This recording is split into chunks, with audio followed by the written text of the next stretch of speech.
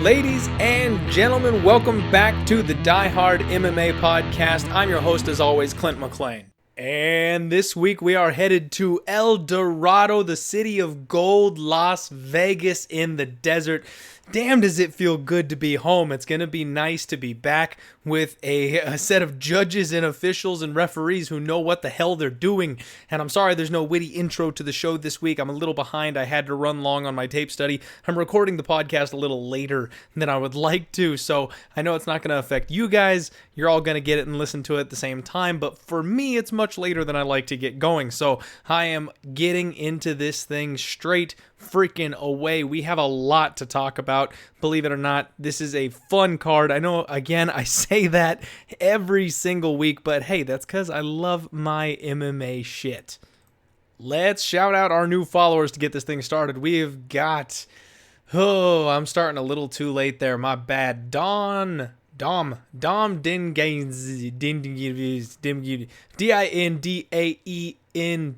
I don't know how you pronounce that, Dom. I am sorry, but thank you very much for following me over on YouTube. Welcome to the Die Hard family. We've got Etetamame77, and that's about it as far as new followers on YouTube go. Pretty disappointing. I'd like to get a couple more than that per week, but thank you all for joining. I have got to give a couple of special shout outs here, especially from my guy, Michael Lunday. Thank you again, my friend. As always, I appreciate the tips and the kind words very, very much. You may be the number one supporter of the Die Hard MMA podcast besides my mom. I love you. Thank you so much. As always, very, very appreciated. We've got to talk about our sponsors. Go check out GOAT Capital Sports. That's GOAT Capital Sports. This week, I want to let you know that baseball is right around the corner. I know we don't pay attention much to other sports, but baseball's kind of a big deal. And I know there's some people out there who make some serious cash on it. Well, the boys at GOAT Capital Sports have you covered. They are a must follow for baseball season. They absolutely kill it. So if you're looking for some day-to-day degenerate gambling, the nice thing for me about baseball, they have afternoon games. So I like to follow my boys at GOAT Capital Sports. You do a little sprinkle, and then while you're at work, you're in a meeting, you can just pull up the scores and watch the runs go up, and then when you're off work, you've got a little extra cash to play with. So give them a follow. Tell them Clint sent you.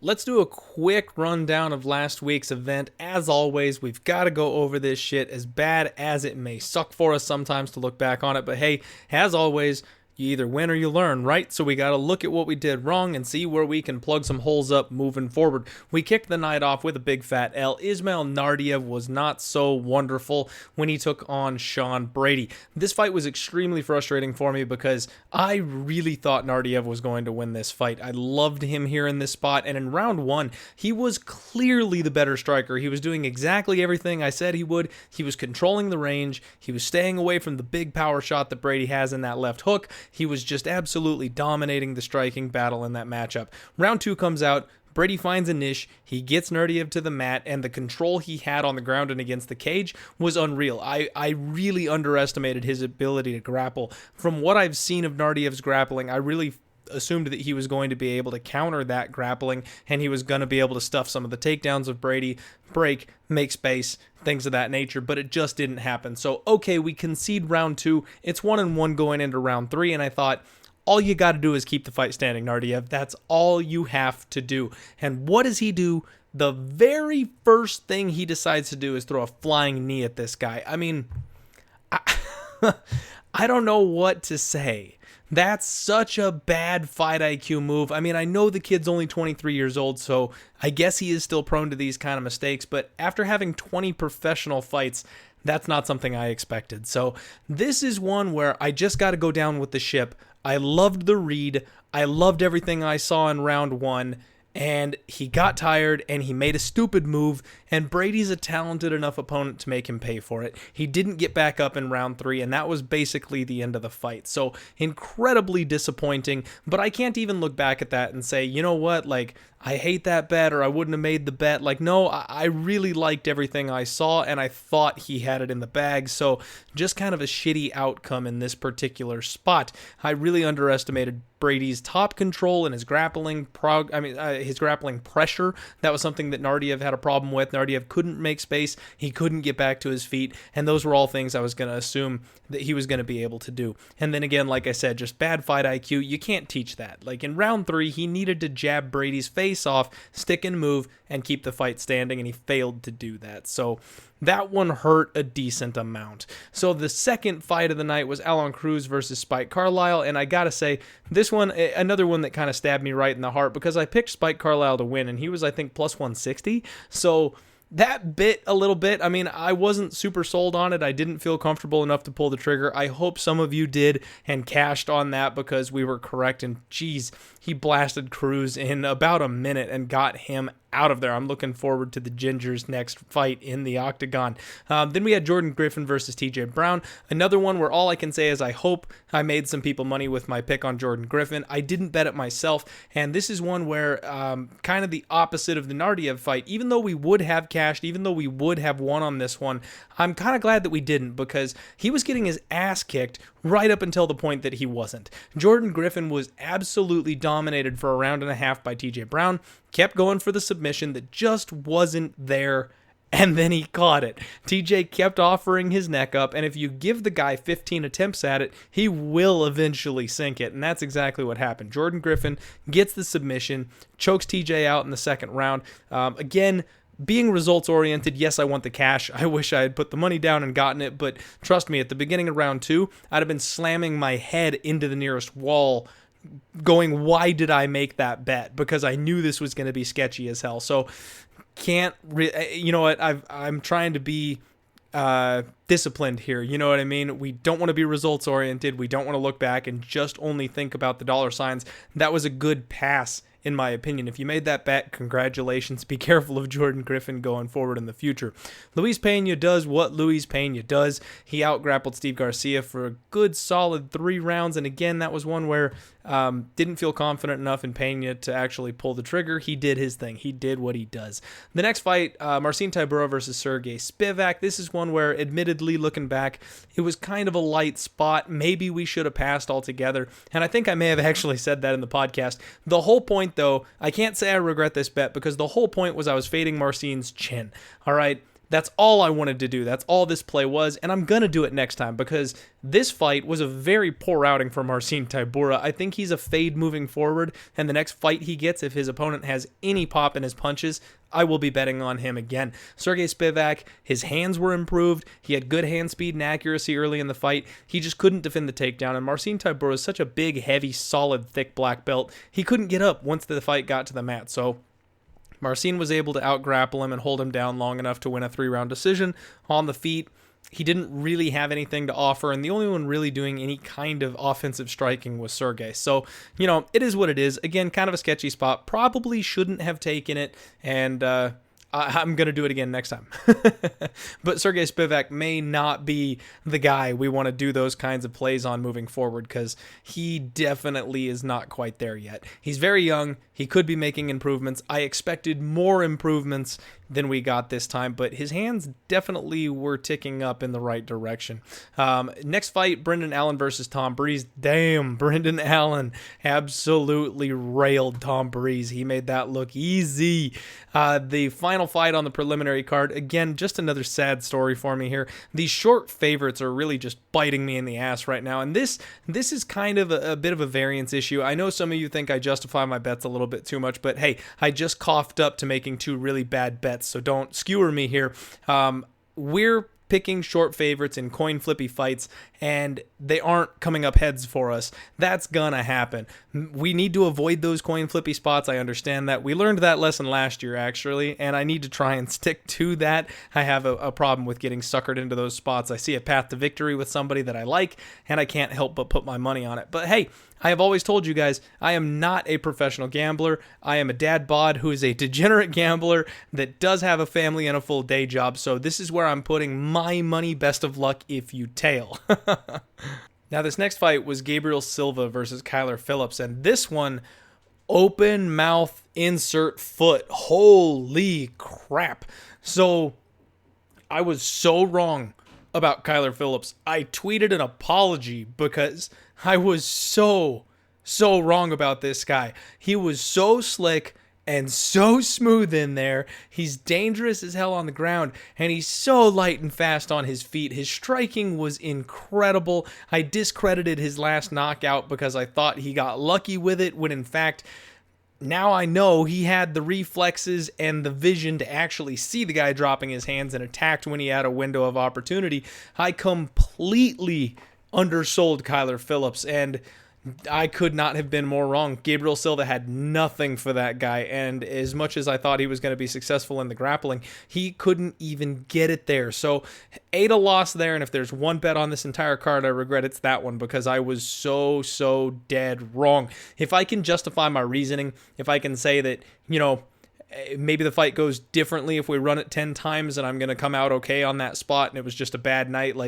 If I can justify my bets that way, that's one thing. I'm okay. I trust my reads.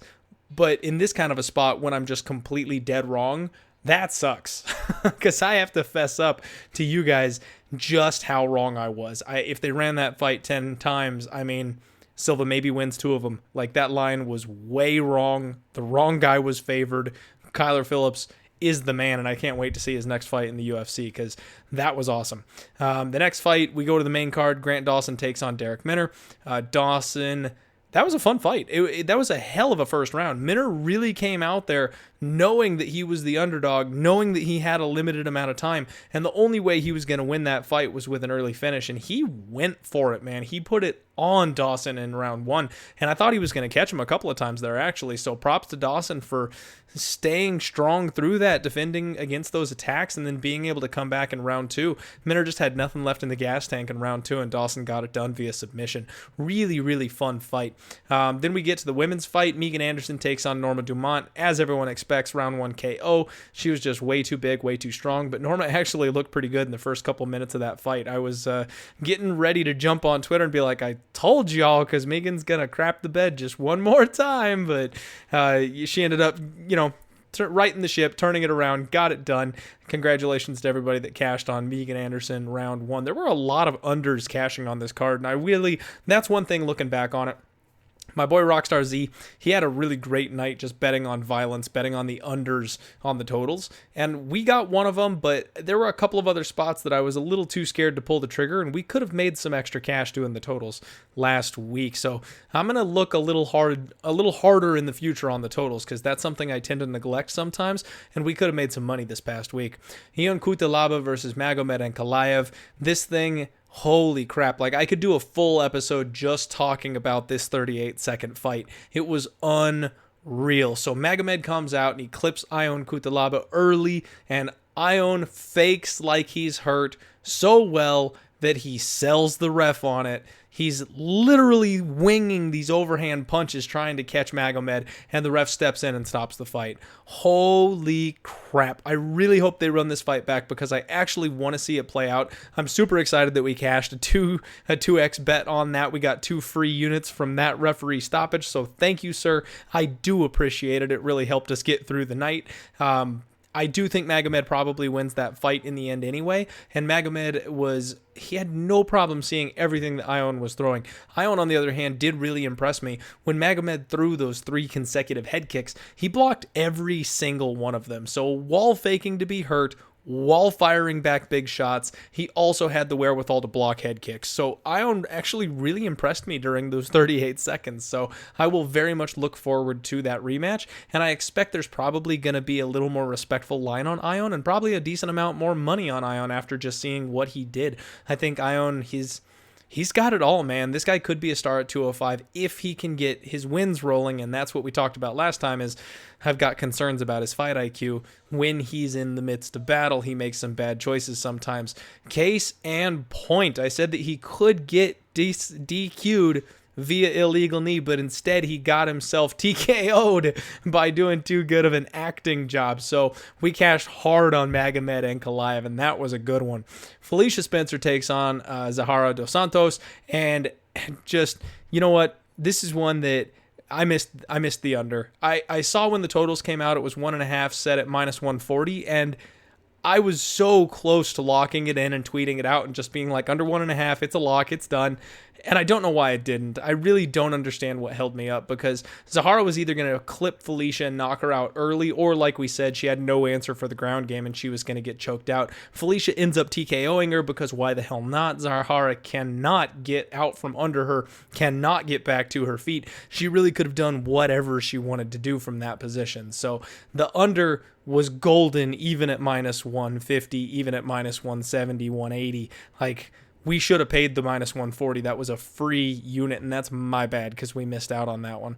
Now, the main event, very, very interesting fight, and I'm really glad that we decided to go ahead and do the under 4.5 on this one. First off, it was cash money. No way was this fight going the 5-round distance, okay? So getting +140 on the under 4.5, cha-ching. As soon as I saw that come out, I really thought about making it another 2 times bet. Wish I had at this point. Again, obviously hindsight, because it was such a juicy line on this thing, and I saw no way this thing was going to the scorecards. So Deiveson Figueiredo misses weight, comes in heavy. Joe Benavidez, like a baller, takes the fight anyway, and for the first round of the fight, just absolutely bombs on Figueiredo. I'm really shocked that Figueiredo didn't get rocked in the first round. The dude has a solid brick for a head. The shots that Joe was landing would have crumbled almost anybody else in that division. He was doing a great job of occupying the range. He was doing a great job of controlling the distance. And then he would blitz in, and Deiveson just could not track the guy down. And Joe was just landing bomb after bomb after bomb. Those overhand rights were money the whole time. And I truly believed that round 3 or round 4, eventually Figueiredo's chin was going to give out, and Joe could keep that pace up all night.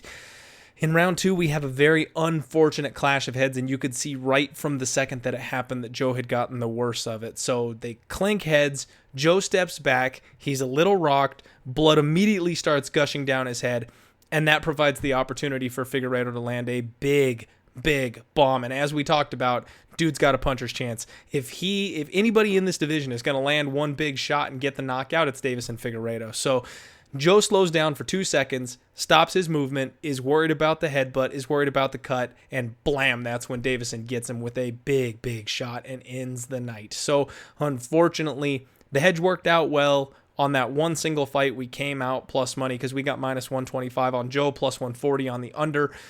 Just unfortunate for us that happened. And I really love the fact that Dana White's talking about running this fight back, because I think that's appropriate. I mean, Deiveson had an advantage for having not made championship weight, so he probably had a little more fluid in his head.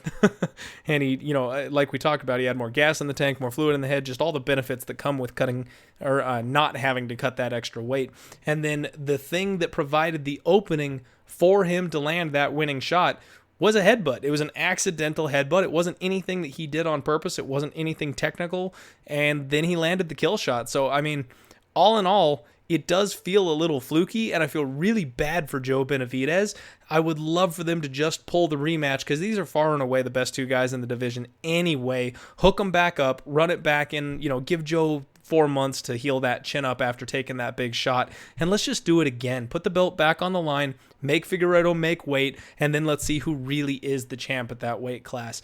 I would love to see it, because that was such an entertaining fight, even though it only went just a little over a round.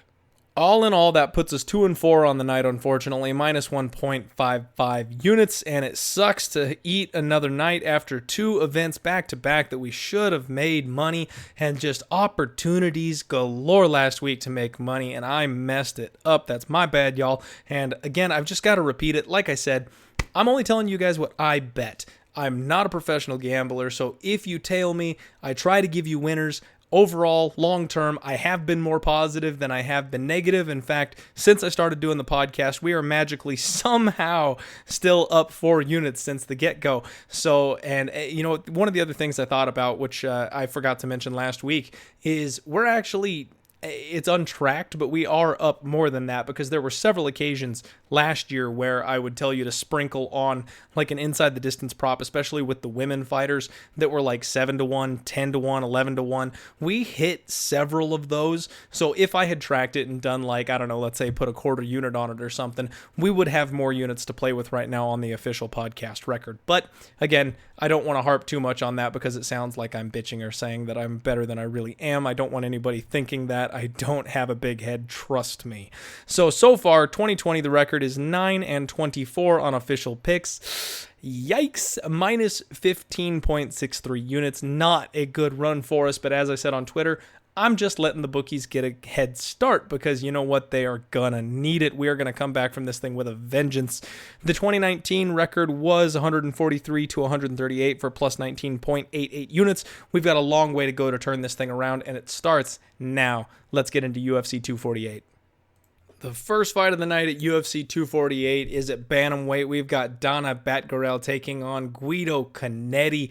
Dana's 6'2" and he is 30 years old. Guido the Ninja Canetti is 40 years old, and he is 8-4. This is a fight that I really spent no time on. Like I said, I'm short on time tape studying this week. I do apologize. Guido Canetti has been disappointing in the UFC. He's alternated wins and losses since he got here. However, he's losing to good names. He's lost by submission all 3 times. Kyung Ho Kang, Marlon Vera, and Enrique Briones. So Marlon Vera, I'm super high on. Kyung Ho Kang, I've got respect for, and then Enrique Briones, again, another respectable fighter in the UFC. His wins are over opponents that have been nothing but disappointing since they got into the UFC, and actually, more than likely, both of them have been cut. Diego Rivas is on a 2-fight losing streak, and we don't know if he's getting that third opportunity. We know for a fact that Hugo is already cut out of the UFC and losing back on the regional scene. So, nothing exciting for Guido Canetti. I don't have a pick in this fight. I don't have a bet in this fight. The line is roughly a pick'em, and I'm going to go ahead and straight pass. I want to shout out Mr. Arkansas. He is still doing the Bet Predictor Wars thing, so I do have to give an official pick. I'm going to say Dana Batgarel gets it, but that's just so I don't get disqualified from the competition. If you made me pick something, I'd say give me 30 minutes to do some research and I'll be back. The next fight is at featherweight, where Giga Chikadze is taking on Jamall Emmers. Now, this is a fight that, again, I apologize, I don't have anything for you on. Jamall Emmers was supposed to be fighting Movsar Evloev, who is a guy that I'm very, very high on. Jamall Emmers, pretty boy, is 17-4. He's 30 years old, so he's in his prime. He's coming to us from LFA M1. He fought on Contender Series. I mean, this dude's been all over the place, and now he's finally made it. He's getting his shot in the UFC. He's taking on Giga Chikadze, who's on a 3-fight win streak at this point. He won his UFC debut back in September, and because I was getting ready for Movsar Evloev and the news came out that the fight got canceled, I didn't look into it. This is one of those ones that I'm gonna have to put it on my list. I will take a look at it throughout the week, and if I find a spot, if I find anything that I like on it, going forward, I will tweet the pick out to you all. I take care of you that way. But at this point, I just don't have enough information. I haven't looked into Giga enough to see whether or not he matches up with Jamall. The line has Jamall Emmers as a slight favorite, minus 160 to come back on Giga's plus 140. I will go ahead and say that Jamall Emmers wins this thing at this point in time. I mean, you go all the way back to 2017. He's got a win over Corey Sandhagen. He did fight and lose to a guy like Thiago Moises, who's doing well in the UFC these days. He's got some skills. He's absolutely got some skills. So I'm going to go ahead and say that he's the favorite. I'll bet you he wins it. But I'm going to pass at this point in time. Jamall Emmers is the pick. Our next fight is a women's strawweight fight where Emily Spitfire Whitmire takes on Polyana Viana. And this is one that you should pass on. And I say that because I've tweeted out an official pick. I've already made a bet on this fight, and you absolutely should be passing. Once again, I'm not a professional. So Emily Spitfire Whitmire is 28 years old. She has a 4-3 professional record. She was on The Ultimate Fighter. She went 1-1. She beat Christina Marks. She lost to Roxanne Modafferi, my girl, Roxy. She got TKO'd in round 1. Yikes. Polyana Viana is 27 years old. She is 10-4. Now, since she got into the UFC, she won in dominant fashion in her first fight back in 2018, and since then, it's been all downhill. She's lost 3 fights, in a row. Most recently was submitted by Veronica Macedo. Geez, if I could talk, that would be great. And this is actually the fight that reminded me that if we were tracking things correctly last year, we probably would have a few extra units to play with, because your boy told you to bet Veronica Macedo inside the distance. If I recall correctly, she was a 2-unit bet, or a 2 times bet, and then I said to sprinkle that inside the distance line, and I think she was at like plus 800 or something like that to finish.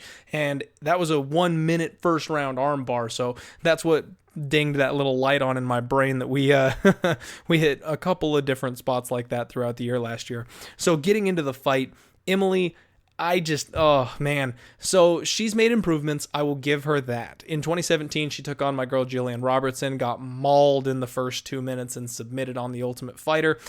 She comes back. She wins a 3-round decision against Jamie Moyle. And then she fought Alexandra Albu, who, as we all know, is just a tank of a woman who has no martial arts skills, really. She just relies on being physically strong and athletic, and that's all she's got. Emily Whitmire, an actual mixed martial artist, choked her out in round 1. So Emily makes space well in scrambles against Jillian Robertson. She did her best to kick away and make space to stand up and get away from her, but Jillian was just so relentless, stayed on her and smothered her.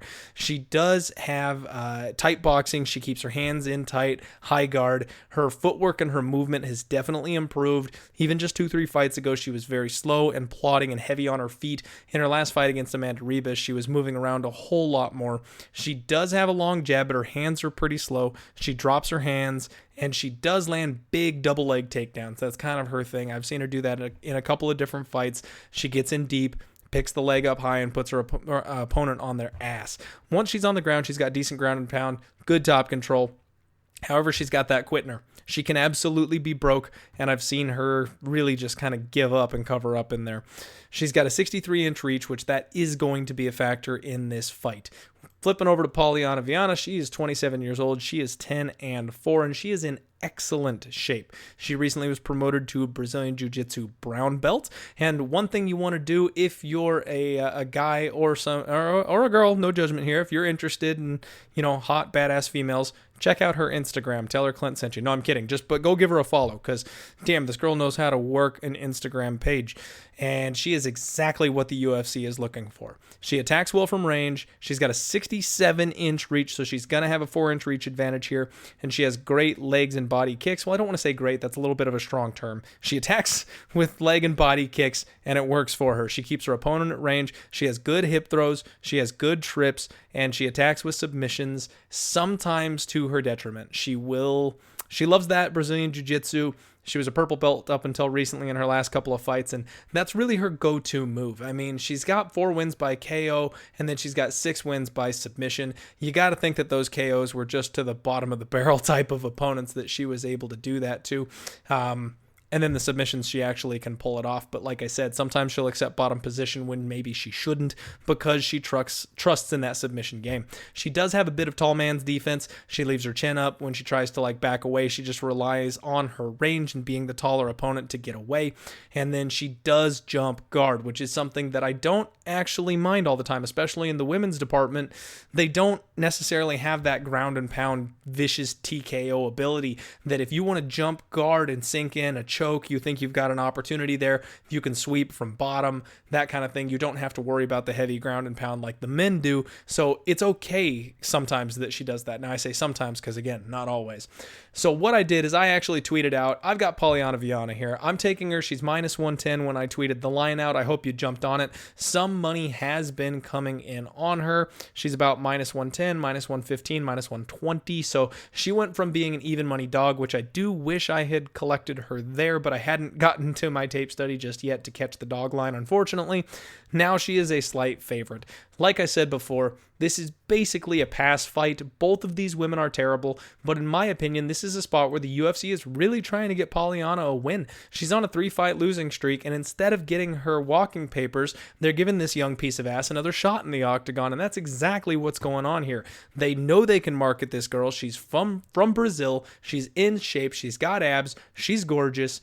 Check out her Instagram page. I know I've said it a couple of times, but seriously, the UFC wants this girl on the roster. She's also fought names like Veronica Macedo, JJ Aldrich, who I know a lot of people aren't high on Veronica Macedo, but if you've been listening to this podcast for a while, you know I am. She is highly underrated. So her losing via armbar to Veronica, to me, that's not that big of a deal. And she's actually got a win over the opponent who Emily most recently beat in Amanda Ribas.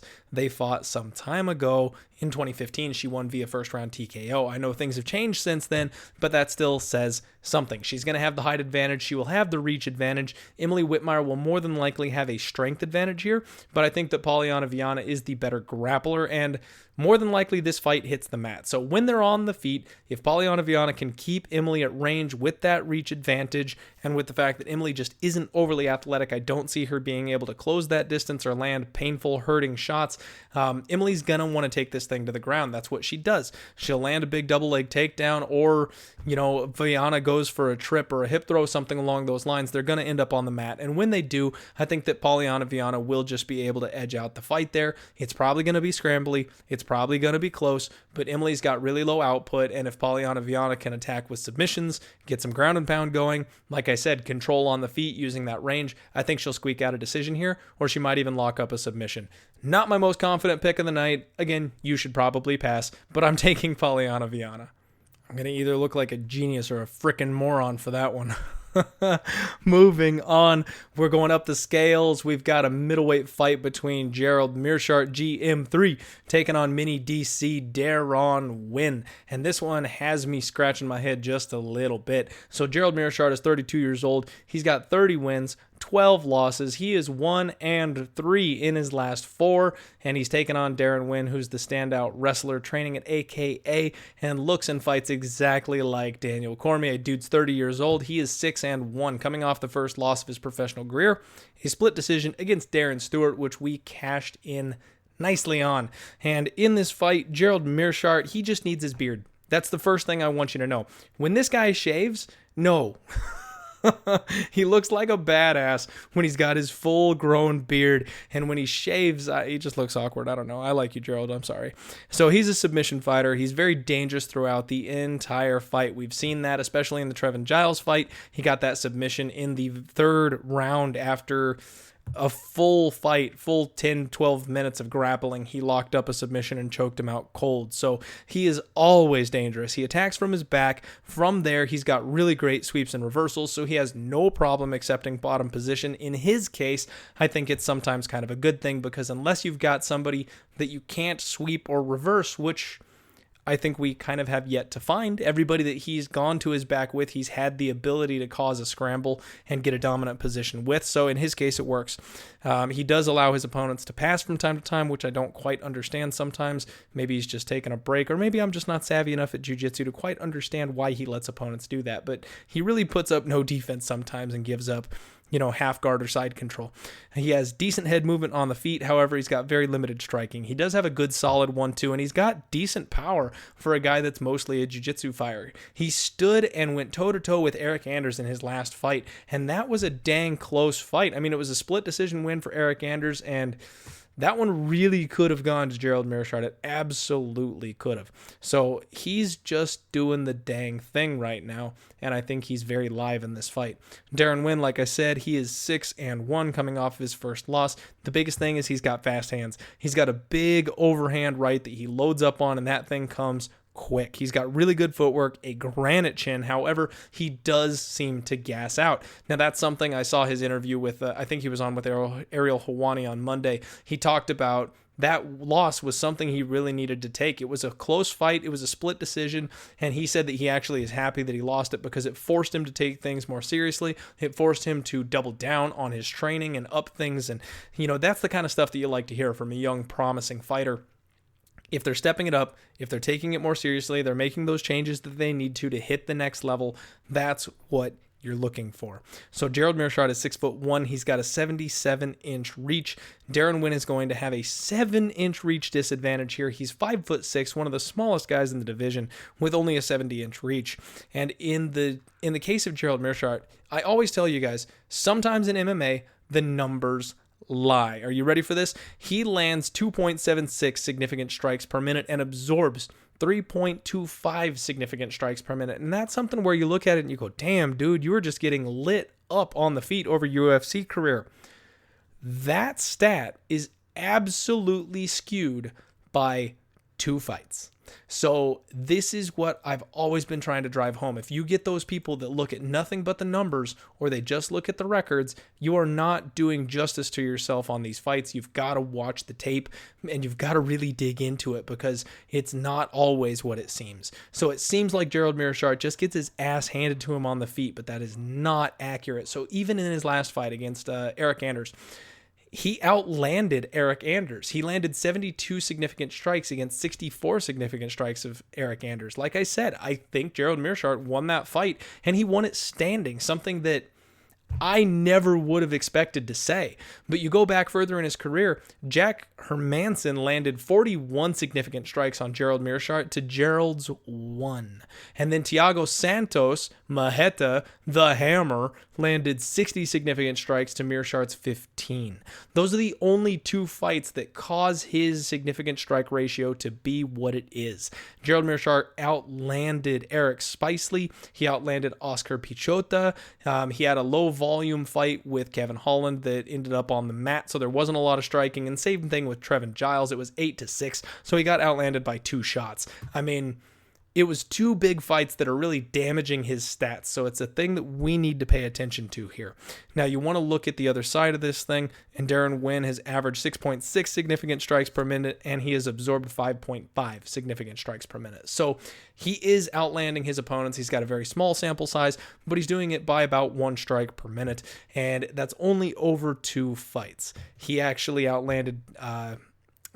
he was outlanded by Darren Stewart 57-29 in significant strikes in his last fight. So that just speaks to the amount that he outlanded Eric Spicely. Holy shit. All these things said, I am itching to pull the trigger on Gerald Meerschaert, and I think I'm going to. There's a plus 125 out there, and I really think that he's just the better fighter. So Deron Winn, his back pocket, the best thing he's got is his grappling. He showed against Eric Spicely that he wanted nothing to do with that man's ground game, and I think that's smart. We've got the exact same situation here with Gerald GM3 Meerschaert. If this dude gets taken down, he's gonna lock up a submission of some kind. That's what he does. That's what he did to Trevin Giles. It's just a matter of time, and Deron Winn does not have the jiu-jitsu chops to stay out of that kind of danger, in my opinion. He's also small enough. He's the kind of guy that Gerald Meerschaert will be able to sweep, will be able to move around on the mat. So then if this thing takes place on the feet, well, Gerald is going to have a massive reach advantage,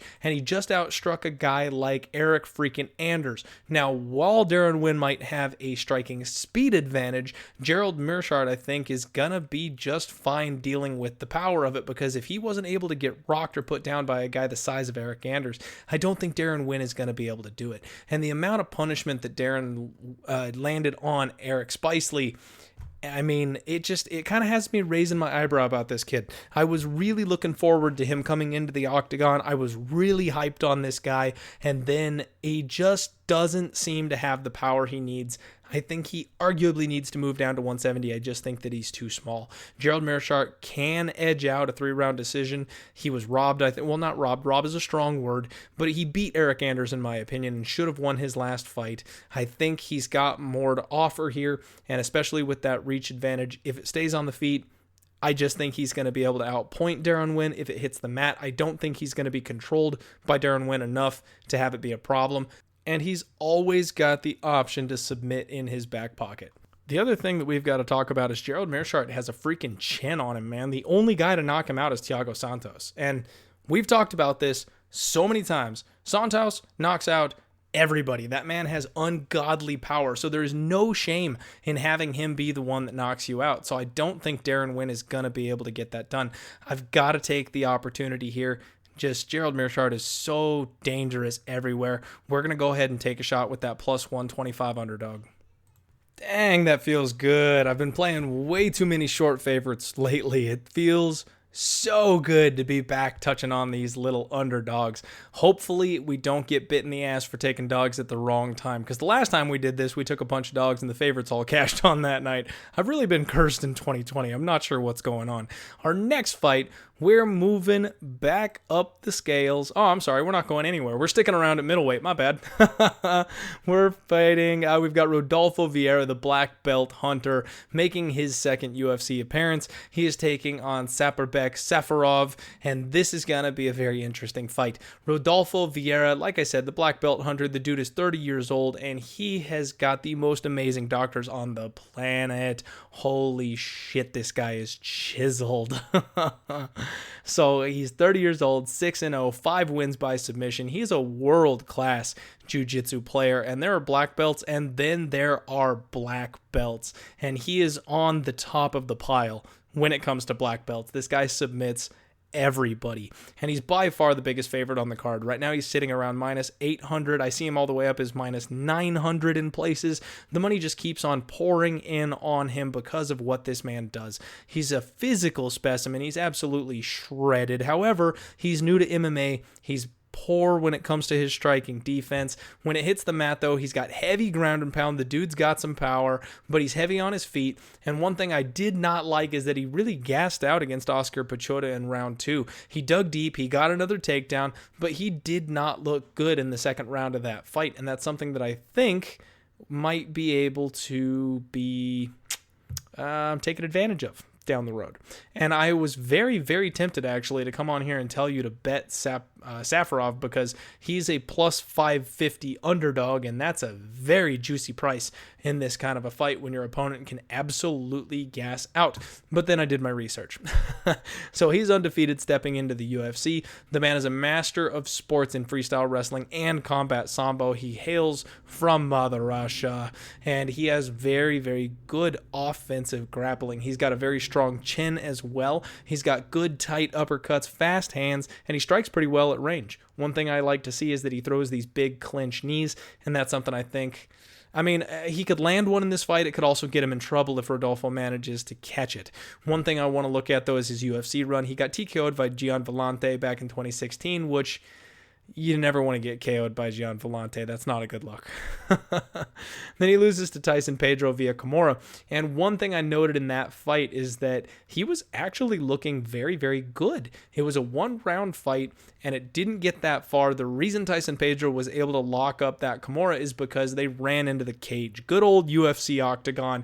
It pinned Safarov against the fence, and that's what allowed Tyson Pedro to hit the Kimura step over and get the submission. In my opinion, almost a little fluky. I know this is MMA. There is a cage for a reason. But if that cage wasn't there, I don't think that Tyson Pedro locks up that submission. So I think Safarov's good enough. He would have been able to roll out of it and defend against that. He bounces back with a win, so he's 1-2 so far in his 3-fight UFC career. Now he's being chucked over to Rodolfo Vieira, and I think that's because the UFC is still looking to build Rodolfo Vieira, and they're giving him a soft cupcake here.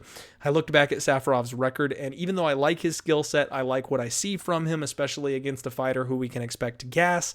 He's basically fought cans. He's got a very, very padded record. And I can't do it. Unfortunately, I can't do it. I want to come on here and tell you to take the plus 550 underdog. This is definitely a dog or pass spot, but I think Rodolfo just manages to get it done. I don't know. It could get hairy if in round 3 Safarov is able to stay alive until that point. He could probably clip Vieira and put him away then, but you got to think Vieira's probably going to be able to outstrength and outmuscle him and lock something up a little earlier than that, so we'll just kind of have to see. Passing from a betting perspective, Rodolfo Vieira is definitely the pick. A little bit sad because I wish I had the balls to make that giant underdog play. Now this right now would be a good time to pause the show, subscribe on YouTube, share the video, give me a follow at Diehard MMA Pod on Twitter. Again, thank you all so much for the support, but let's get this thing rolling. As you all know, on YouTube, there are algorithms, and when you comment, when you more eyes get on the video, so let's share the Diehard love and get some more Diehard fans in here.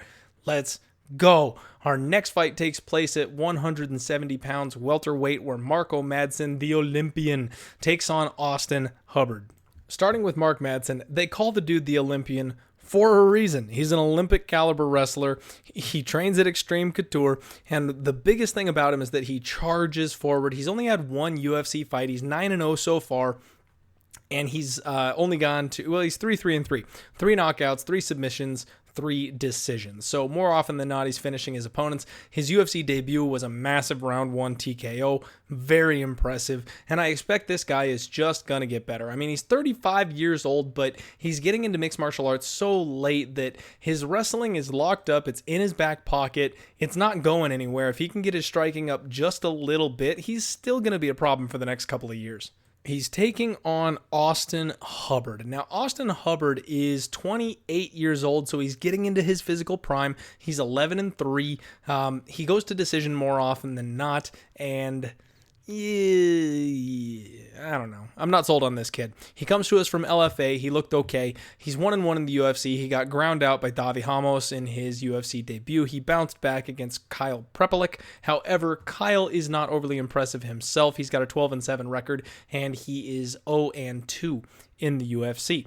Now, he is training with Neil Magny, who fights later on in the card. He gave up 3 takedowns to Davi, which is concerning when you're fighting a literal wrestling Olympian, and he has been outstruck by his UFC opponents so far in his career. That's right, he has a negative strike differential. One thing I noticed is that he wades in to strike with his opponents kind of brawly-ish, and then he drops his hands. Not a good sign. Not necessarily something he has to worry about with Mark. Having the hands low for takedown defense might not be such a bad idea actually in this spot.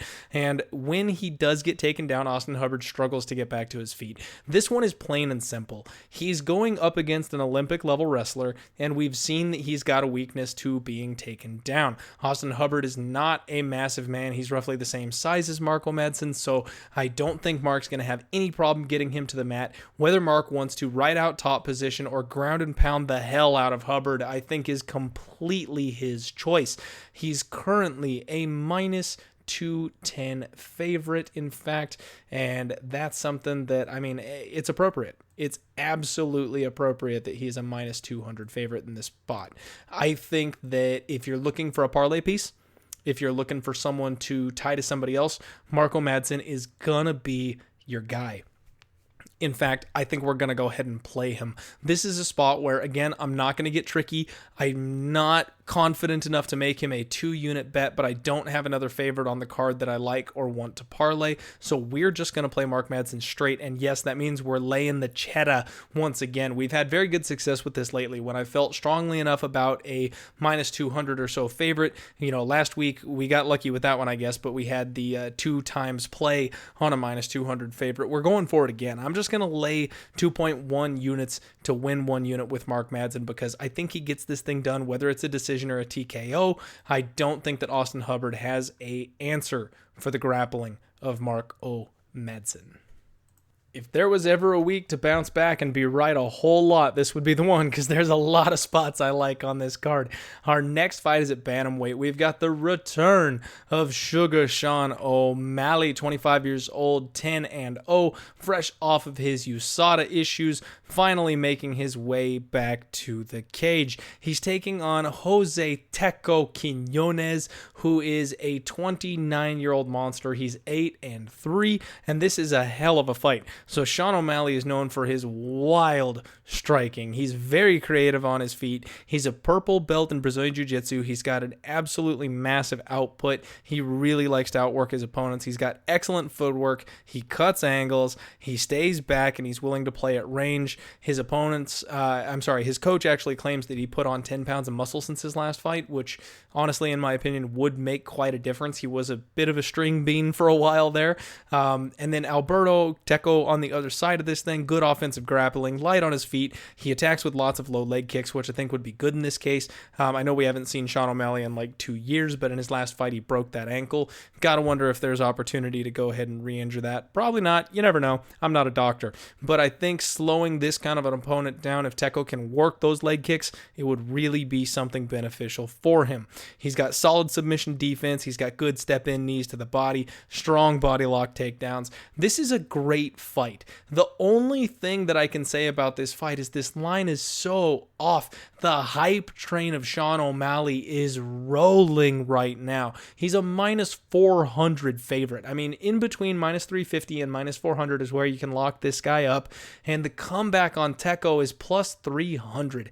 You can get him at +280, +315. I mean, that's insane to me.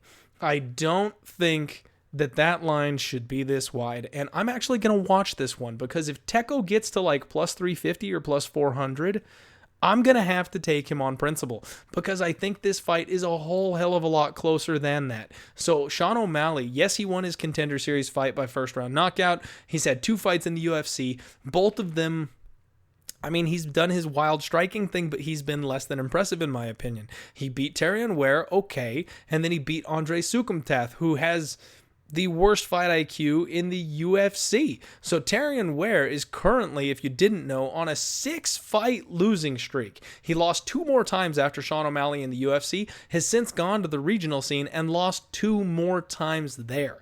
Andre Sukumtath is on a 2-fight losing streak himself, and he's 1-3 in his last 4. And that's the one where O'Malley broke his foot. All he had to do was step back and say, stand up, kid, fight with me on the feet, and that fight was over. So Sean O'Malley has literally beaten 2 guys that don't belong in the UFC, and he's a minus 400 favorite. What? Now, he's also been gone for 2 years from this USADA suspension. So we know how talented this kid. I'm not trying to downplay that whatsoever. He's extremely athletic. He's very physically gifted. So he's just going to be getting better. We know he's improved in a lot of areas. His coach has been talking nonstop about how they've patched up holes. They've been grinding for 2 straight years, just waiting for the moment for him to come back to the UFC. So it's not a spot where I'm necessarily looking to say, there's no way he can be as good as he was, because this kid hasn't peaked yet. He's going to be better. We're going to see a better version of him in there. However, ring rust has got to be a factor. He's only 25 years old, and this is going to be like stepping under the bright lights for the first time again. He's been gone for 2 whole years, and with everything that's happened to him, he's going to be nervous coming back. I don't know how that's going to affect him. He was cool as a cucumber before, so I kind of expect that he's going to be composed, but inside, you know he's going to be dealing with some serious butterflies. Alberto Quiñónez, this dude has been in the UFC for quite some time. He got off to a bit of a rough start, but he put together a 4-fight win streak. He lost to Nathaniel Wood, and in my opinion, there's really no shame in that. Outside of just getting beat by John Dodson, he was on an absolute tear, and that was arguably an early stoppage. I mean, I think John Dodson was winning the fight for sure, but it was definitely an early stoppage. So he gets choked out by this kid that's a total prospect, and now he's taking on Sean O'Malley. He might be one of the few people who's going to be able to stand toe-to-toe with this kid and, you know, match his physicality, so to speak. I think this fight is very, very close. I mean, maybe you could make Sean O'Malley a minus 200 favorite, minus 210, something like that. But minus 400, I mean, I'm just kind of flabbergasted. So Sean O'Malley is 5'11". He's got a 72-inch reach. Tecco's 5'8". He's got a 69-inch reach. So O'Malley will have a 3-inch reach advantage. So in the short amount of experience that O'Malley has, again against 2 trash cans, he lands 6.75 significant strikes per minute, absorbing 4.06. So he is outlanding his opponents by damn near 3 significant strikes per minute. You've got to expect that given the guys that he fought. He's got a 50% takedown accuracy and only a 61% takedown defense. Tecco, on the flip side of this thing, has a wealth of UFC experience at this point. He's got 3.49 significant strikes per minute on average with a 47% striking accuracy. He only absorbs 2.43 significant strikes per minute, so he is outlanding his opponent by about a significant strike per minute as well. He's got a 50% takedown defense. He averages 2.64 takedowns per 15 minutes with a 45% takedown accuracy. Therein lies the key, in my opinion. If Tecco is able to physically muscle Sean O'Malley up against the cage, if he's able to get a couple of takedowns, stifle that Brazilian Jiu-Jitsu game that he is so proud of, I think Tecco has a very good shot of winning this fight, because he's not going to be beaten up, I don't think, to the extent that the other 2 opponents Sean O'Malley has had so far. And with the wrestling opportunities in this fight, I think he'll be able to get it done. I mean, Carlos Houchin, he took him down twice. He took out Teruto Ishihara, who I know that's not a great name these days, but he took him down twice. He landed 5 takedowns against Joey Gomez. I mean, he's got a decent history of being able to get these fights to the ground when he wants them, and he's really no slouch on the feet. He's one of these tough, hard-nosed Mexican fighters. He's not just going to give up. He's not just going to fold over. He's been KO'd once in his career, but it was by freaking Davi Ramos, and that was all the way back in 2013. So we're going to keep an eye on this line. I'm going to go for the upset. Here. I'm going to probably end up playing José Quiñónez. We'll see where this line goes. Again, like I said, I think it's just wild. At plus 300, this line should be so much closer. And even if Sean O'Malley does end up winning this one, which my gut tells me he will, I feel like I might have to take a shot on this wide of a line, but I want to see if it can get to plus 400 before I do anything with it. Now we get to the good stuff. We're on the main card where at welterweight, Alex Cowboy Oliveira returns to take on Max Payne Griffin. Cowboy Oliveira is 32 years old. He's 19-8 at this point. He's on a 3-fight losing streak. Max Payne Griffin is 34 years old. He's 15-7, and he is 1-3 in his last 4. However, I think that's wrong. He lost a split decision to Thiago Alves back in 2019. That was an absolute robbery, in my opinion. He won that fight. So I think he should be 2-2 in his last 4. Although, if you're fighting close enough with Thiago Alves in this day and age, if you're fighting close enough for them to give you any kind of a split the other direction, that's not a good sign. And we wish Thiago all the luck in his bare-knuckle boxing debut very soon in the near future. That's not a joke. Cowboy Oliveira, if you remember one thing about him, it's this man is pure power. He's physically strong, and his takedowns are pure, vicious strength. He just rips his opponents to the ground. He is super dangerous in round 1. Lots of speed, lots of energy, and then he slows down over the course of the fight. He comes in with these blitzing attacks. He strikes pretty well from range, I've noticed, and then he swings big, heavy shots when he's moving backwards. He can catch his opponents going the other way, which is always something that you like to see. If you can strike going forwards and backwards, not everybody can do that. He's got really good balance, good hips, good takedown defense, and when the fights hit the mat, he has really vicious ground and pound, heavy ground and pound. And in that last fight against Nicholas Dalby, I feel like he got robbed. I don't think he should be on this 3-fight skid. I think we had a bet on him against Nicholas Dalby, and the referee just atrociously stood them up in the 3rd round of that fight. Dalby got to sit on top of Oliveira in round 2 and do whatever he wanted, and the ref caved to the boos of the crowd when Oliveira was on top, and he was working. He was dealing damage. He was working to pass, and Nicholas Dalby was in a very bad situation. That would have been a clear victory for Oliveira, in my opinion, had that thing gone to the scorecards, and he might have even TKO'd him late in that fight. So tough luck for him. He's coming back trying to get this thing righted. I don't know if Oliveira is the kind of guy that'll get walking papers if he goes on a 4-fight skid. They may toss him one more bone simply because he's so fun to watch. He brings the fight every single time.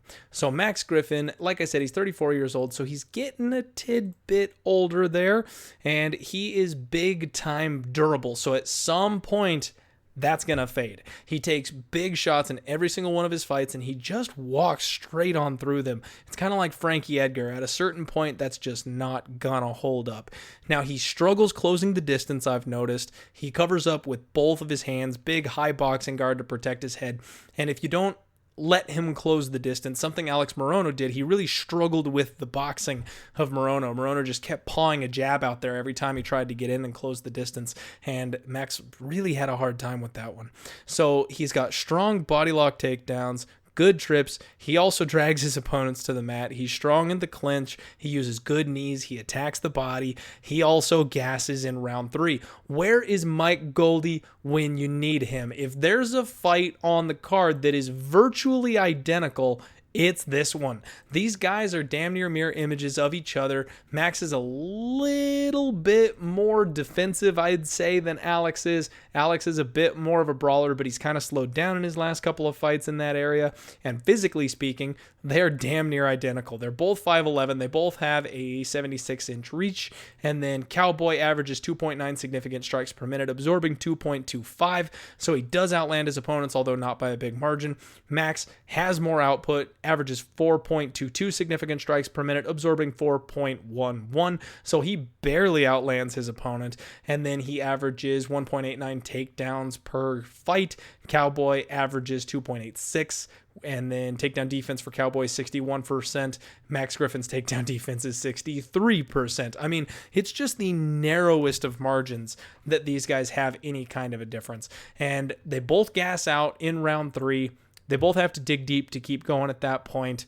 I think Alex starts faster. This is one where You know what, Justin, buddy, my shout out to my boy UFC Bro Picks. He's been on absolute fire lately. The dude can't miss. He's smashing giant underdogs left and right. I've got to give him the props that he deserves. And I don't know what it is. My fight pick radar is just so off right now. I've been head to head with him on like every single pick. That's why I'm losing everything. I should just tail him instead. He's got to bet on Max Payne Griffin to come in here and get this thing done. And I really think that Alex Oliveira is going to be the one to get there. This is a fight where I've learned my lesson. I'm just going to pass because it is so uber close. And I think both guys are on the downtrend. I don't know who's got more gas in the tank. I think Oliveira hits harder. I think he's going to be able to land more takedowns. He might finish this thing early, but the durability of Griffin has me questioning whether or not that'll be the case. And then if it goes long, Griffin can win 2 and 3 after giving away 1. I'm not touching it. I'm going to go ahead and say that Alex Cowboy Oliveira gets right and wins this thing, but I don't feel confident enough to make that a bet. Our next fight is at welterweight, the return of Neil Magny against the Leech Jingliang, and this is a great fight. I am very excited for this one. So there's a lot to unpack here. Neil Magny has been gone for almost 2 years at this point. His last fight was against Santiago Ponzinibbio in 2018, where he got his shit beat down. Santiago absolutely ruined Neil Magny over the course of those 4 rounds. Yikes. He's a new father at this point. Him and his wife just had a son, so congratulations to them. He's 32 years old, 6'3". He's got 21 wins and 7 losses. His last knockout was just the second time he's been knocked out in his entire career. The time before that was in 2016 against Lorenz Larkin. So Neil Magny has a very grappling heavy game. He's got good strong body lock takedowns. He does have heavy pressure against the cage. He wants to pin his opponents up against the cage, take control in the clinch. He's got good knees from there. He does have good range control and he can strike from range, good body kicks. However, he really has no power. That's one thing that I've noticed that's not very great. I mean, he's got, if he gets you on the mat, he can TKO you on the mat because he's got that leverage. He can throw those John Jones style massive elbows, but when you're standing, he's not going to KO you straight. He fought Craig White in May of 2018. He TKO'd him, and I feel like, Craig wasn't going anywhere, but Craig's not a great fighter either. So the referee stepped in, called the fight, but even pounding on him for like a straight 60 seconds was not enough for him to actually go out. The referee still stepped in and stopped it. So not a great look there. Santiago Ponzinibbio destroyed Neil Magny's legs. That's something I want to make a point of here. He went to the leg kicks over and over and over, and Neil just had no answer for it whatsoever, and it really broke him. I mean, that fight could have been stopped a whole lot sooner because he was having a hard time walking in there. The one thing I do want to mention, though, is that he's been gone for 2 years. I watched an interview with him today, and actually, he said that it's a good thing that he's been gone for 2 years. He's been working constantly the whole time in the cage, and his coaches and his staff, they've put together a whole new training plan. He's going through a new evolution. So look into that what you will. He's been in the UFC for a very, very long time. He got off to a rough start against Sergio Moraes and Seth Baczynski all the way back in 2013. He went on a crazy 7-fight win streak after that before running into Damian Maia. Then he put together another 3-fight win streak. He's got wins over Johnny Hendricks, Hector Lombard, Kelvin Gastelum, and then he has lost via submission to Rafael Dos Anjos back when it was prime Rafael Dos Anjos, Lorenz Larkin, and then of course Santiago Ponzinibbio. So long storied career of Neil Magny. I'm interested to see what's going to happen when he gets back in here. He trains out of Elevation, so he's training with guys like Curtis Blades, Corey Sandhagen, Drew Dober. I mean, that is a damn good team to be a part of. He's taking on the Leech, Li Jingliang, who's looked like a beast lately. He was on a 4-fight win streak before he ran into Jake Matthews, and he did that vicious eye gouging thing where he lost that decision. He's since then bounced back, 3 wins in a row. His most 2 recent ones have been 3rd-round TKOs over David Zawada and Elizeu Zaleski dos Santos. That one we were on the wrong side of. I remember betting Elizeu Zaleski dos Santos and just being floored by the control that Jingliang brought to that fight. He's got good in and out movement. He's heavy on his feet. He stalks his opponents constantly, and he's got really heavy hands. He fires off hard leg kicks both inside and outside, which is why I made the point of Neil Magny's legs. He's got great recoverability. He's very durable, and he rolls with the punches. He's got really good head movement. He fires these hard looping hooks, and he's got solid offensive grappling when he needs to. He's got really, really heavy stifling top control. If he gets on top of you, his ground and pound is scary, and he does not let you get up. He just smothers you, and he's got killer instinct, and that's something that I'd love to see. When he's got his opponents hurt, he really goes for it. David Zawada and Zalezu Aleski dos Santos are perfect examples of that. So here we've got Neil Magny, who broke into the top 10 and then got destroyed. We haven't seen him since, and he took enough time off. I always talk about fighters who got their chins cracked. You want to see them take 6 to 9 months off before they're back in the cage. So he's taken more than enough time off to get back in the cage. And we got to look back and see, I honestly was never overly impressed with Neil Magny. He's got a really frustrating style, and he's got physical gifts that allow him to put that to use. But I don't think he's ever truly going to be a top 10 guy. I really don't. I think that every time he breaks into that top 10, he's going to run into a guy like Ponzinibbio, and he's just going to get out athletic and outskilled and cracked. He's 32 years old, so the window of him being a champion or making that run is closing. He does have an 80-inch reach, and that's something that's really causing me pause here in this fight. He's going to have a 9-inch reach advantage here. Jingliang has a 71-inch reach, so it's a big gap in the difference of their reach, and that's something that kind of scares me a little bit, because Lee is almost always, he's a bit of a smaller guy in this weight class. He's got a reach disadvantage in a lot of his fights. It's something that he's used to. It's something that he works with. But in this case, it's so massive that if Neil wants to stick and move from the outside, he can. However, Li Jingliang knows to go to those leg kicks, and he uses them to great effect. So you got to wonder, those are the kinds of once-in-a-lifetime beatings. The kind that Neil Magny took from Santiago Ponzinibbio, that's the kind of fight that breaks a fighter mentally. That's the kind of fight that breaks your spirit, and you're just never right after. And I could absolutely see that being in the case here. So Neil Magny averages 3.86 significant strikes per minute. He absorbs 2.22. So he does have that strike differential going in his favor. However, like I said, he has a grappling heavy style. So, I can't talk tonight. A grappling heavy style. So he strikes his opponents significantly when they can't hit him back. There's a reason for that disparity. He does have a 46% takedown accuracy, and he averages 2.62 takedowns per 15 minutes. Now, the Leech on the flip side of this thing averages 4.9 significant strikes per minute, so a much higher output. He absorbs 3.55, so he's willing to take a punch to give a punch, but he still has more than like a strike and a half output per minute. Now, he only has a 1.24 takedowns per 15 minutes, and then he has a 63% takedown accuracy.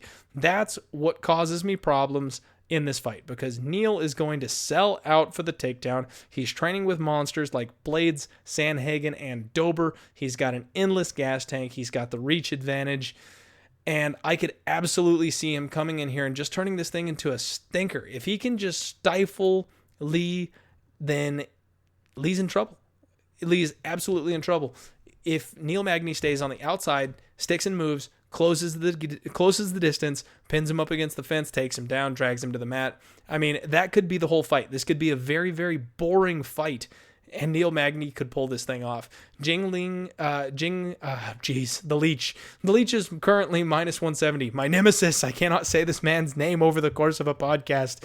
The Leech is currently a minus 170 favorite, and I'm very tempted to lay the wood on him. However, like I said, after watching the fights and looking back on things, even though I've never overly been impressed with Neil Magny, he's got that really annoying style that's serviceable, that can be put to use, and I wasn't able to dig up a whole ton of fights on the Leech where he had to really defend the takedown. The only one where he really got into these like grappling scenarios that I saw recently anyway was Jake Matthews, and he gave those takedowns up. So the last couple guys that he's fought, none of them have been at all even interested in going to the mat. So I'm going to go ahead and pass here. I'm going to pick the Leech and I might end up betting the leech as the week drags on. We will see what happens if I end up pulling that trigger, because I don't know, my spider senses are tingling, folks. I've got this crazy feeling that Neil Magny might actually step in here, come in with a good game plan, be revitalized, and just grind on the leech and get a win here. So if that happens, don't be shocked. I'm picking the leech to get the thing done, and we'll see what happens as for a bet later on in the week. All right, we're moving back down to lightweight, and this is just another fight that I am absolutely lamenting over. I am torn up about these last couple of fights because I really just don't want to leave money on the table. I know I've been on a losing streak, but I feel like I'm going to get a couple of these right this week. So my brain is telling me to go ahead and pull the trigger on that bet, and just something keeps on holding me back. We've got Beneil Dariush, 17-4-1, taking on Drakkar Klose, who's 11-1. Benny is 30 years old. Drakkar Klose is 31. So believe it or not, Benny's been in the UFC basically forever, and Drakkar Klose is the new kid on the block, but he's actually a year older. So Benny, constant pressure, physically strong, wrestling heavy, grinding style. He's a high-level Brazilian Jiu-Jitsu black belt. However, he's had some chin issues. His most recent fight where he really got wobbled was against Drew Dober in 2019. He ended up turning that thing around and pulling off the armbar after that, but he hasn't really been the same. I mean, he took a big knockout from Edson Barboza, and then he got flatlined by Alexander Hernandez, which I'm super hyped that he finally has a fight that's been announced. I'm looking forward to seeing him come back. Benny has always had chin issues, and after those two fights, it's highly questionable, but taking the shots he did from Drew Dober, especially seeing what Drew Dober just did to Nasrat Hakparast, I mean, you got to wonder if maybe we're making a mountain out of a molehill, and it's not that big of a deal because he seems to be doing just fine. He's on a 3-fight winning streak at this point. He's got an insane gas tank. Dude never fades, and he's got really sharp, crisp boxing. He's got good, heavy, strong body kicks, and he has great timing on his level changes, and he chain grapples, refuses to take no for an answer, gets his opponents to the mat, really high level fast back transitions, and he is fantastic. Once he gets on your back, you're basically screwed if Drew Dober takes your back. Now, Drakkar Klose, he's my guy. He's fighting out of Fight Ready, which that's my gym. I never want to step in front of those guys, and that's my problem here. He's got excellent forward pressure, good strong boxing. He lands punches and bunches. He's got a long jab, and he attacks the low kicks constantly. That calf kick that's been so popular lately, he is one of those guys.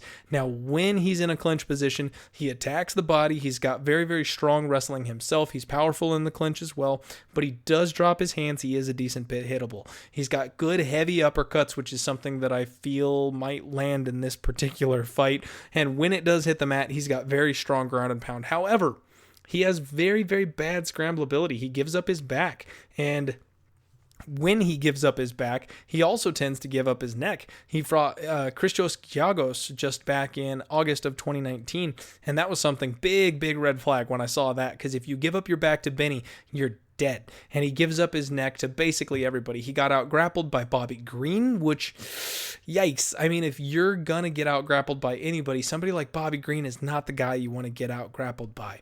And let's take a look at his run in the UFC. Devin Powell, meh. Mark Diakiese, it was a split decision. Great fighter. I respect that one for sure. That was a tight one. Loses to David Tamer, and he beat Lando Groovy Venata before he had his epiphany and turnaround. So, Bobby Green, he got out grappled, somehow managed to win that decision. And then he beat Christos Giagos. I mean, Drakkar Klose has some questionable things that he's done in his career. Even though I'm a huge fan of him, even though I'm a huge fan of Fight Ready, I think they took his game to the next level. He still has some holes, and they're holes that I think are perfectly suited for Beneil Dariush to take advantage of. Now, one thing that I do have to note here, I know we've been talking about it a lot on this particular podcast, but the stats, the numbers in this case do not lie, and I trust them in this case. Beneil Dariush has a 72-inch reach. He's 5'10". Drakkar Klose is 5'9" with a 70-inch reach, so he's gonna have a 2-inch reach disadvantage. Beneil Dariush averages 3.95 significant strikes per minute with a 49% accuracy. He absorbs 2.66 significant strikes per minute, so he's outlanding his opponents by almost a strike and a half significantly over the course of his fights. Drakkar Klose on the flip side of this thing averages 3.98 significant strikes per minute, so just barely more offense. I mean, it's negligible, and then he absorbs 3.74 significant strikes per minute. So he is just ever so slightly, barely outlanding his opponents over the course of his UFC career, whereas Beneil Dariush has that takedown grappling style that is creating a significant distance between those two. So if this thing is on the feet, it's going to be very, very closely contested. Drakkar Klose lands 1.67 takedowns over the course of 15 minutes, whereas Beneil Dariush lands 1.77. Beneil Dariush has an 80% takedown defense to Drakkar Klose's 68% takedown defense. In this case, the numbers don't lie. Beneil Dariush is better statistically everywhere than Drakkar Klose is.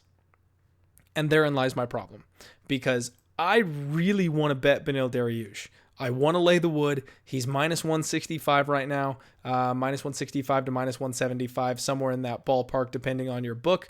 You can get Drakkar Klose as a plus 140 or plus 145 underdog. And again, you're in my head, Justin. My boy Justin from UFC Bro Picks has already locked up Drakkar Klose as a pick, and that's one of the big reasons I respect his action. I respect the picks that he makes, especially with this heater that he's on here. I don't want to step in front of that train. I like Fight Ready. I love how they transform people physically.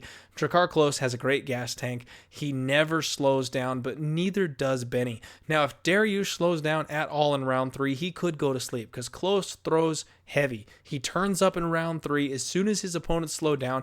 That really kind of seems to be his game. He'll give up rounds 1, round 2, and then as soon as his opponents take a round off or just slip a little bit, he cranks it up to 11. Now, in this case, I don't think that's going to work because Beneil Dariush is better everywhere and has an incredible gas tank himself. He doesn't slow down, and he's a fast starter. He'll put it on you from bell to bell. So I'm actually considering making a play on violence in this particular fight. I want to see the totals when they come out, because the way that Drakkar Klose gives up his back, the way that he gives up his neck, I think Beneil Dariush is very likely to get that back and land a choke. And if we can get dog money on an under 2.5, because both of these guys have a tendency to go to the decision, that might not be a bad play.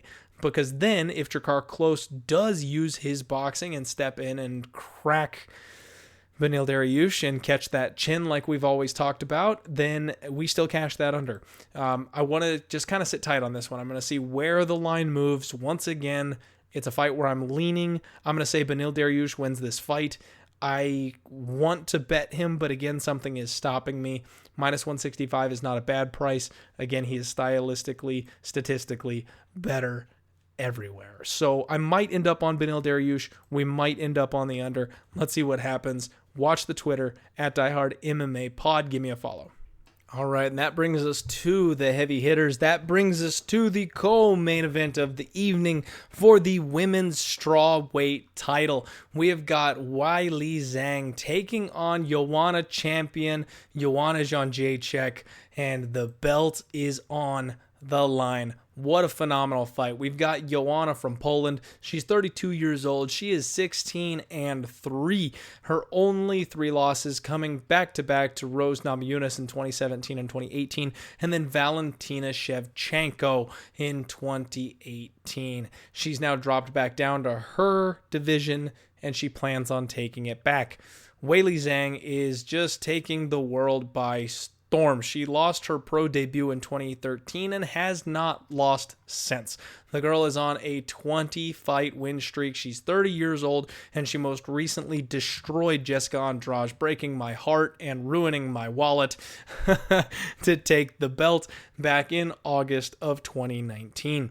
This is a fight that, if you follow me on Twitter, you know I've already made a move. So I am not going to give any type of hint about what's going on. I'm just going to straight tell you, we are taking Joanna champion at plus 150 to take her belt back. And I will tell you why. While Zhang has been impressive, while she's crushed everybody in her way so far, she has only been in the UFC since 2018. She beat Danielle Taylor, who is a complete can. All right. She's not even in the UFC anymore. She's back fighting in Invicta. She doesn't belong. She beat Jessica Aguilar. She submitted her in the first round. Jessica Aguilar is 1-4 in her last 5, and she may not be involved in the UFC anymore either. Then she beat Tecia Torres, who, if I am not mistaken, we may have bet Tecia Torres, maybe not in the Zhang fight, but we bet her very recently. Tecia Torres is not UFC caliber any longer either. You rewind 3-4 years and she is no longer. She's on a 4-fight losing streak, and she might be done in the UFC as well. I'm not sure if she's got a fight lined up at this point or not. But either way, it looks like she does. She's taking on Mizuki anyway. Okay, so she's still in the UFC, but regardless, she's on a 4-fight losing streak, and she's just not that impressive these days. Then she takes on the champion Jessica Andrade, who is the perfect person for Weili Zhang to fight. Jessica Andrade is a small, stocky power monster, and she made the same exact mistake that Cyborg made when fighting Amanda Nunes. That fight lasted 42 seconds because Andrade is extremely hittable, and she goes power for power with everybody. At strawweight, she's able to go power for power with everybody, and she always wins that fight. Well, she found someone who she wasn't able to win that fight against, and Weili Zhang took her opportunity to land big power shots and put her away early. So she has had a phenomenal run in the UFC against perfect opponents for her, none of which have overly challenged her. Joanna, on the flip side of this thing, is the queen. She's been in the UFC since 2014, and she's defeated everybody. Claudia Gadelha twice, Karolina Kowalkiewicz before she got ruined, Jessica Penne, Carla Esparza, Rose Namajunas, Tecia Torres, Michelle Waterson, Valentina Shevchenko. She went 25 minutes with Valentina, even though she lost that fight. Valentina's been destroying everybody. If you're not on her level, she finishes you in 2 rounds.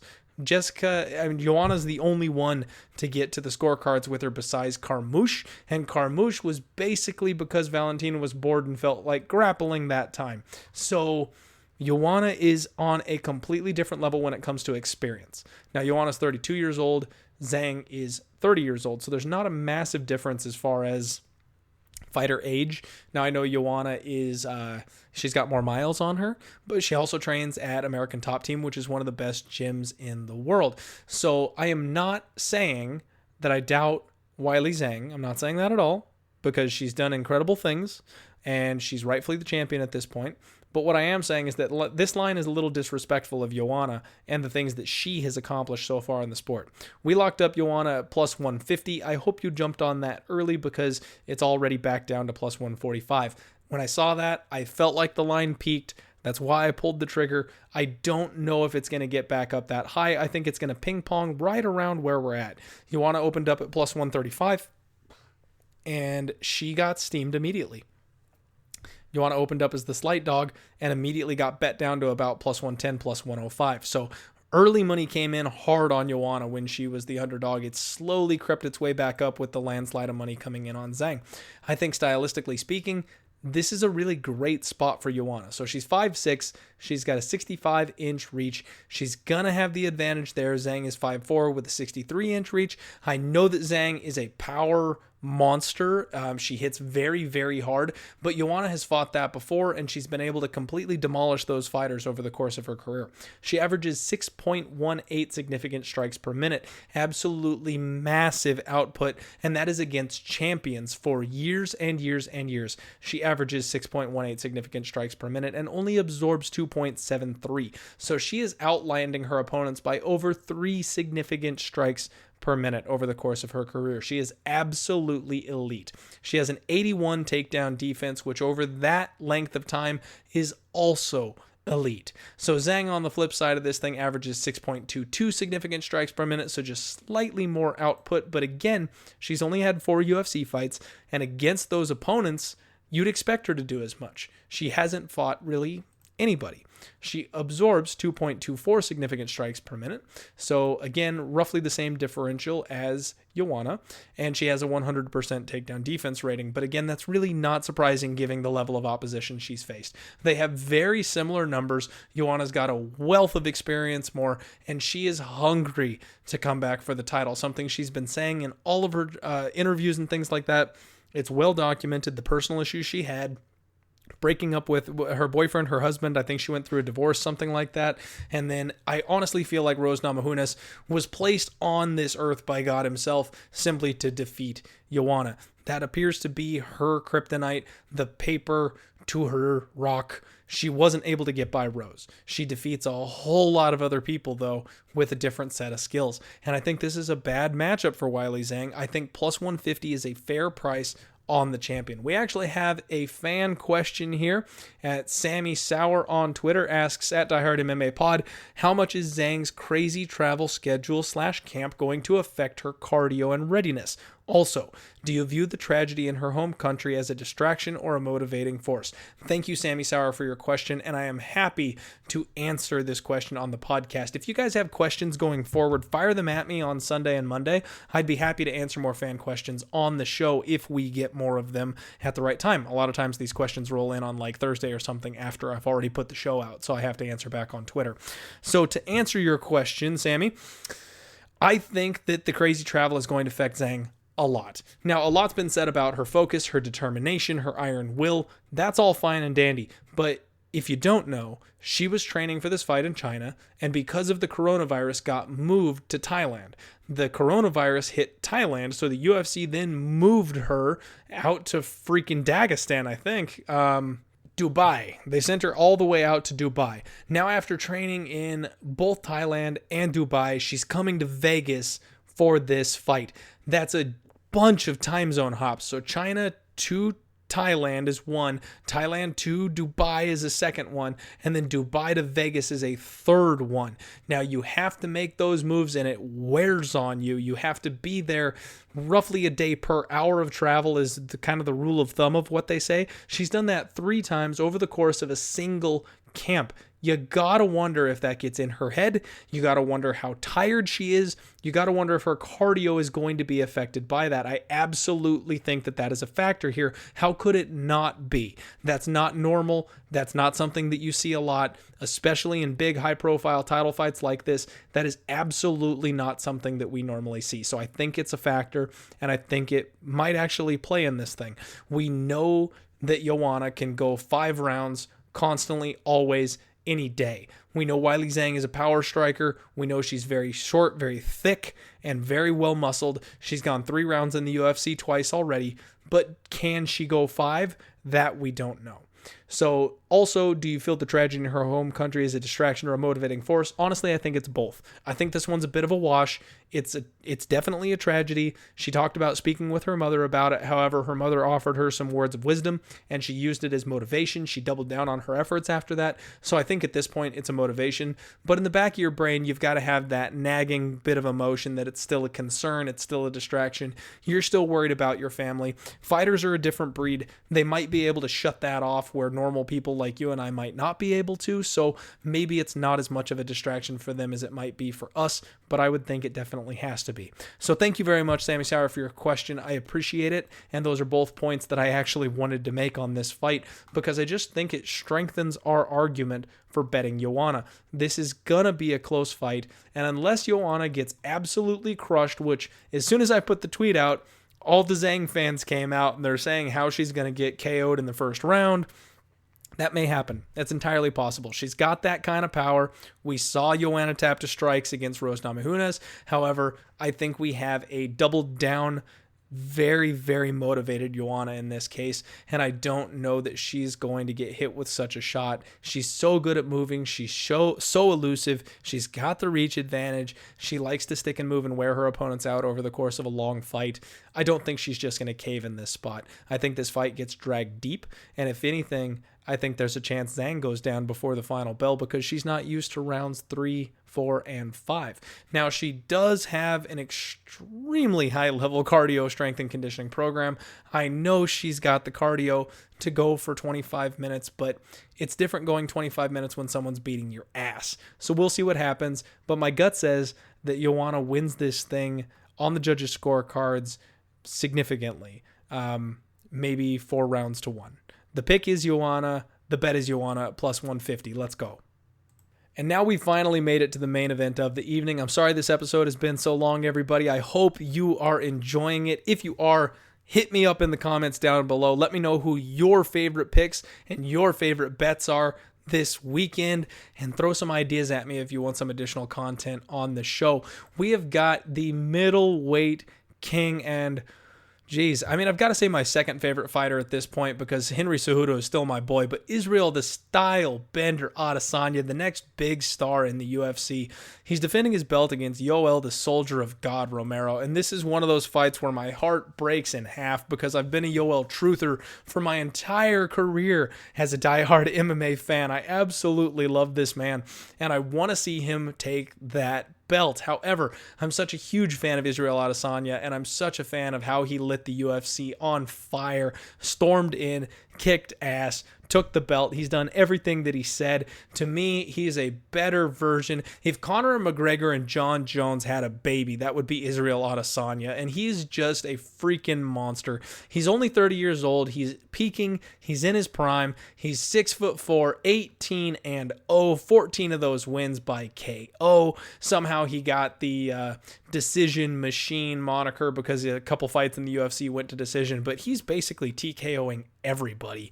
Yoel Romero on the flip side of this thing trains out of American Top Team. He's on the wrong side of 40. He's a 42-year-old monster, and if I can look anywhere near physically like Yoel Romero does, hint, hint, I'm never going to. Spoiler alert. But if I could, I mean, there's no way you could keep that up at 42. The dude's a genetic freak. So he's 1-3 in his last 4 fights. However, he lost a split decision to Robert Whittaker back in 2018 that I personally have always said and still believe that he won.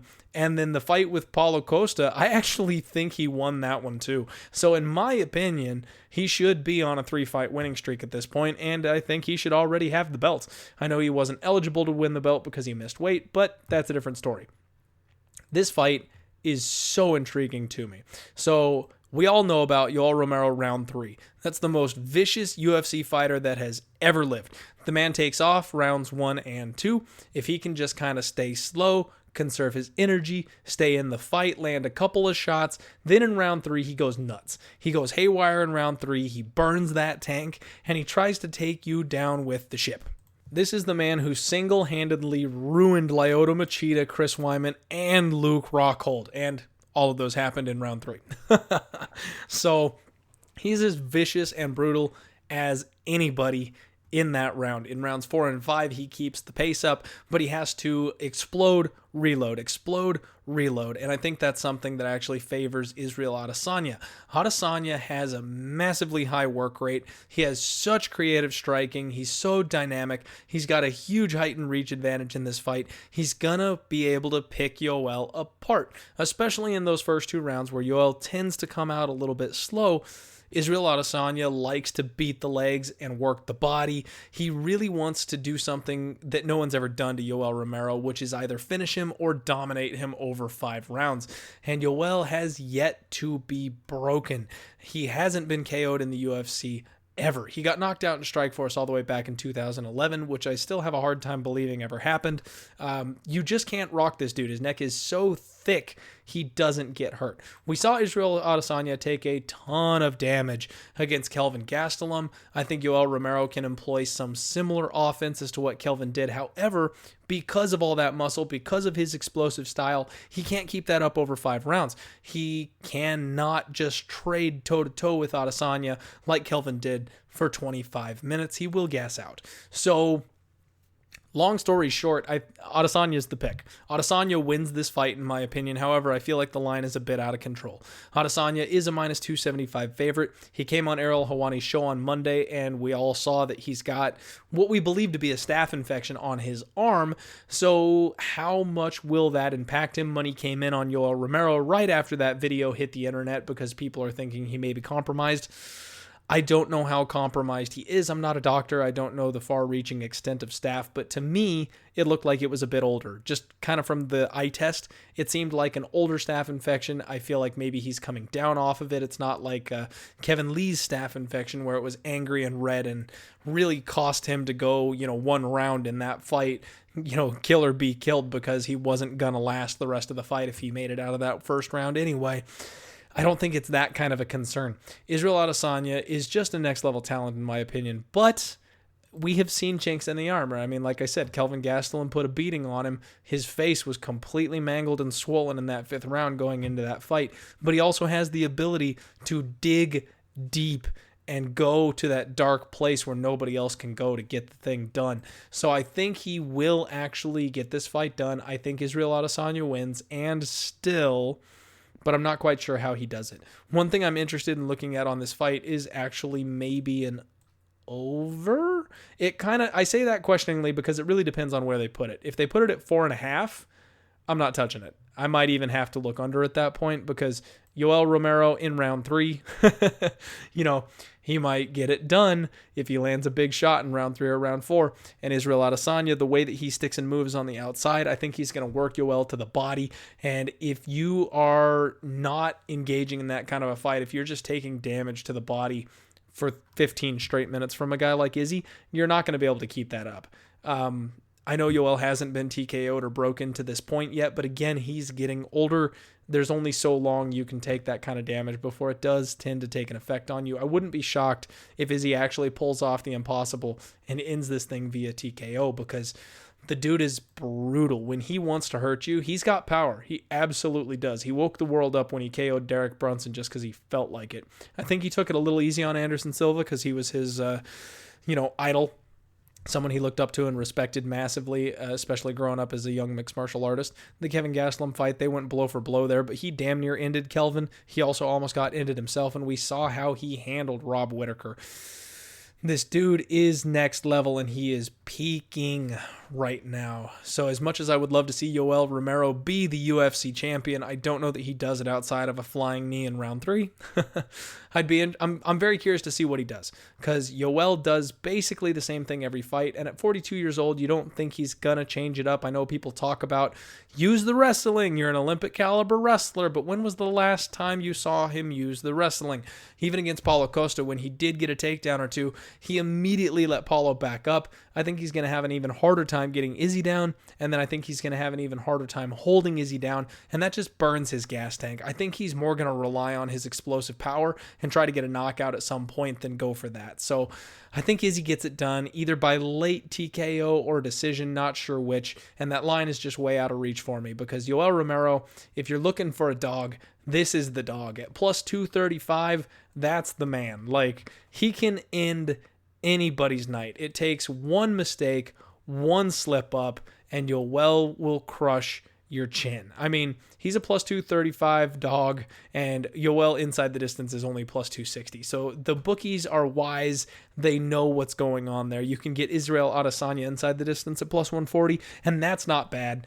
Taking the angle of I am turning a minus 300 favorite into a plus 140 dog and just saying that Yoel can't hold up over 25 minutes, that's not a bad move. But the last couple fights we've seen Yoel in, especially those Robert Whittaker fights, both those went the 25 round distance, which I never expected. So I've learned not to second guess this man. He's a freak. He's unreal. He is not human. And I'm really going to miss him when he eventually does retire because he's getting up there.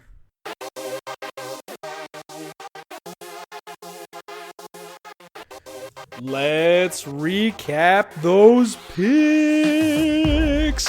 We are kicking our night off with Polyana Viana at minus 110 may be a bad idea. We are betting Gerald Meerschaert at plus 125 to get it done.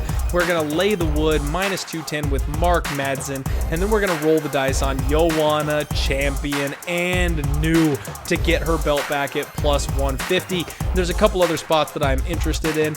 We may end up on several other fighters like the Leech or Beneil Dariush. I've got my eye very close on some totals throughout this thing, so keep an eye on my Twitter. There are gonna be more plays tweeted out at Diehard MMA Pod.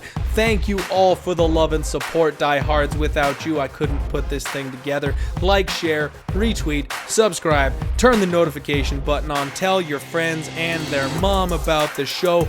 Good luck on all your bets this weekend. It's time to right the ship. It's time to jump on board. Let's make some cash. Let's freaking roll.